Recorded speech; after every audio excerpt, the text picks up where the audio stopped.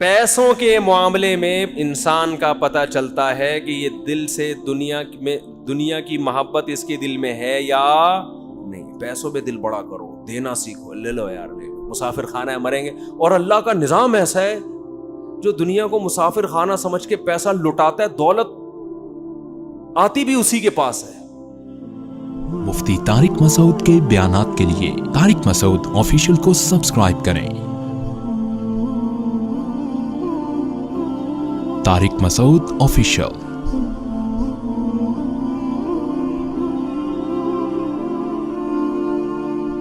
انسان کی دینداری کا اور اس بات کا کہ یہ آخرت پر یقین رکھتا ہے, سب سے پہلے پتہ چلتا ہے کہ مالی معاملات میں کیسا ہے. پیسہ دینا کسی کو بہت مشکل کام ہے, اپنا نقصان کر کے. میرے پاس صبح شام کیس آتے ہیں, وہ 1 کروڑ کھا گیا, وہ اس کے 2 کروڑ کھا گیا. جو کھایا ہوتا ہے میں اس سے بولتا ہوں دو اس پہ, کہہ رہے کہاں سے دوں, گھر بیچ کے دو. بھائی میں کیا روڈ پہ آ جاؤں؟ میں نے کہا جن کے پاس ذاتی گھر نہیں ہے کیا روڈ پہ سو رہے ہیں وہ سارے؟ بولو نا کیا ہو گیا بھائی, کرائے پہ رہو نا. نہیں جی میں کیسے گھر بیچوں, میں نے فلاں کا 2 کروڑ دینا ہے, 3 کروڑ دینا ہے, میں گھر کیوں بیچوں؟ پورے حرام خوری کے مزے اڑائے گا ہے بھائی. گھر بھی اپنا رہے, گاڑی بھی نہ بکے, سب کچھ ہو, اور پھر اضافی کوئی تکا لگ گیا تو فلاں کا قرضہ ادا کر دوں گا میں کیونکہ میرے بزنس میں لاس ہوا ہے. سمجھتے نہیں ہو, میرا خیال ہے یہ ہو رہا ہے مارکیٹ میں, بزنس میں لاس ہوا, میں کہاں سے تو دے گا. آج کل میرے زبان میں باپ کا لفظ چڑھا دیا اس بندے نے, تیرا باپ بھی دے گا ٹھیک ہے نا, مکان بیچ دے قرضہ فلاں کا.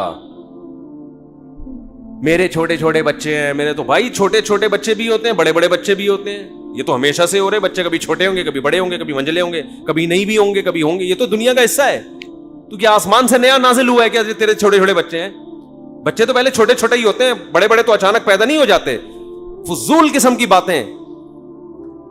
مکان بیچو, فلاں کا قرضہ دو. نہیں آ رہی بات میرا خیال ہے. بہن وراثت مانگ رہی ہے, بیچ اس مکان کو جس پہ تو قبضہ کر کے بیٹھا ہوا ہے 1000 گز کے بنگلے پر, بیچ کے اس کا حصہ دے. اب دے تو تڑاک پہ آ گیا ہوں میں. یہ تمیز سے سمجھانے والی باتیں ہیں ہی نہیں. داڑھی اتنی لمبی رکھی ہوئی ہے, عمریں ہو رہے ہیں, تمہارا حج ہو رہا ہے, تو نے بہن کی وراثت کہہ رہے ہیں جب مکان بکے گا, مکان تو 25 سال کے بعد جا کے بکے گا. اس وقت تو بہن بڈھی ہو کے مر چکی ہوگی, اس کو کیا فائدہ ہوگا اس مکان سے؟ نہیں جی ابا کا مکان ہے, بیچ دیا تو ہم کہاں جائیں گے. کیا جن لوگوں نے کیا کرائے پہ, میں ابھی تک اللہ کا شکر ہے کرائے پہ رہتا ہوں, ابھی تک میرا ذاتی گھر. ہم جب 14 بچوں کے ساتھ کرائے پہ رہ سکتے ہیں تو 2 بچوں کے ساتھ وہ بھی اتنے سے اس میں تو دراز میں آ جائیں گے. اس کے لیے تو گھر کی بھی ضرورت نہیں ہے. ایک الماری خریدو, اس میں رکھو اس کو. گھر تو ہے ہی نہیں آج کل. گھر تو وہ ہوتا ہے جس میں افراد ہو. نہیں آ رہی میرا خیال ہے بات. ایسے ہی ٹھیک ہے جیسے چل رہے ہیں بھائی. گھر تھوڑی ہے یہ جو ایک آدمی کو گھر ہے, اس کے لیے اتنا ٹینشن ہے یار. 2 بچوں کے لیے کیا ٹینشن ہے؟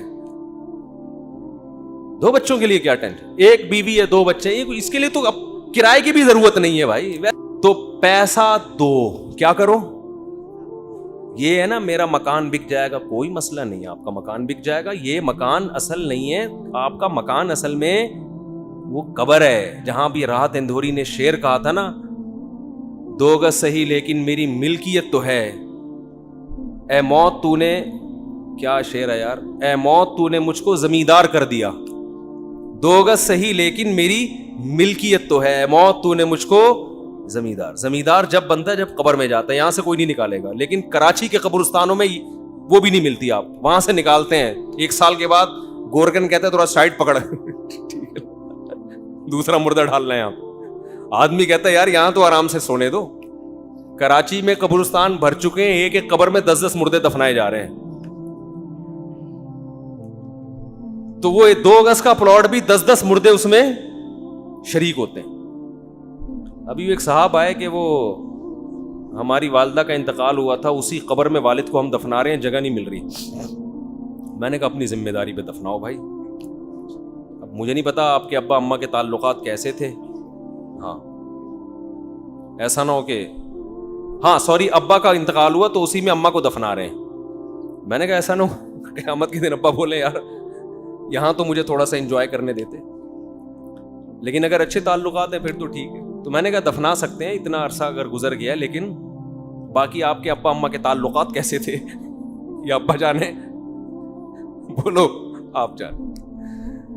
احتیاط اسی میں ہے کہ فاصلہ رکھا ہے.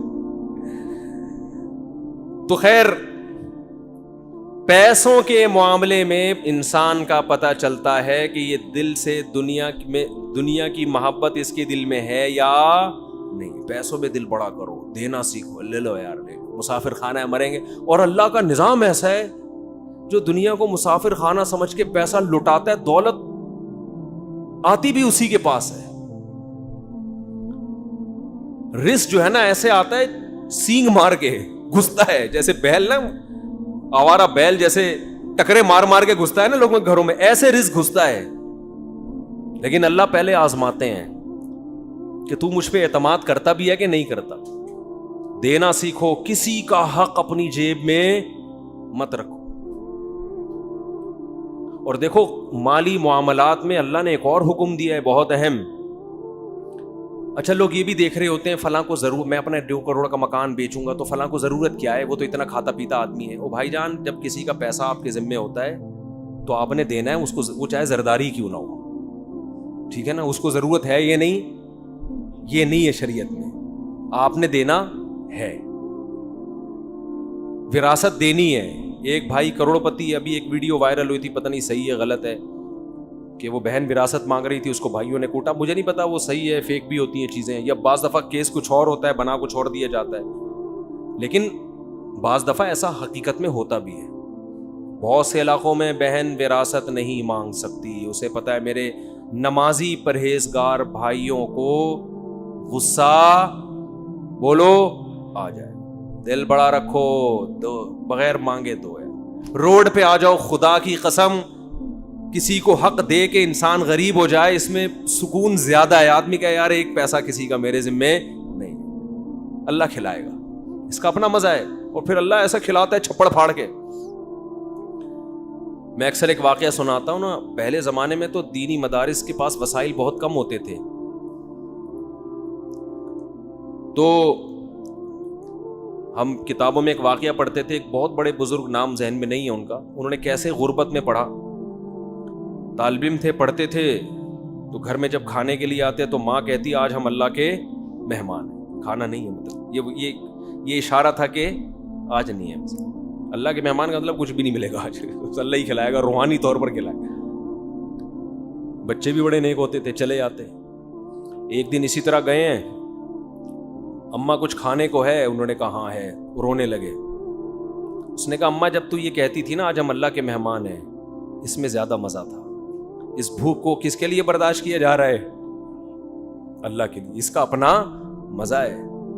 امام احمد ابن حنبل رحمہ اللہ تعالی, جو امام بخاری کے استاذ ہیں, وہ کہتے ہیں ایک آدمی شادی شدہ بچوں والا جب وہ غربت سے پریشان ہوتا ہے, اپنے بیوی بچوں کی طرف دیکھتا ہے اور اس کے پاس وسائل نہیں ہیں, اور اللہ کے سامنے گڑ گڑاتا ہے, اللہ کو اس شخص سے محبت اس عبادت گزار سے کئی گنا زیادہ ہوتی ہے جو ہر وقت مسجد میں بیٹھ کے اللہ اللہ کرتا ہے.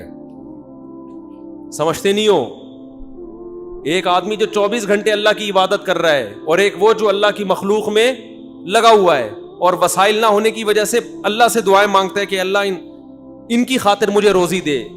جس کی آل اولاد ہو وہ تو پریشانی میں پھرتا ہے نا, کنواروں کو کیا ہے, ان کو تو گٹکے کے پیسے چاہیے بس.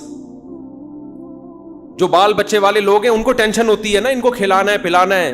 تو امام احمد کہتے ہیں شادی شدہ بال بچوں والے آدمی کو جو رزق کی ٹینشن اللہ کی طرف سے ملتی ہے, اس ٹینشن سے جو اس کے درجات بلند ہوتے ہیں, وہ عبادت گزار کے درجات عبادت سے ایسے بلند نہیں ہوتے. ایک تہجد گزار اور دن میں روزے رکھنے والے کو وہ مقام نہیں ملتا.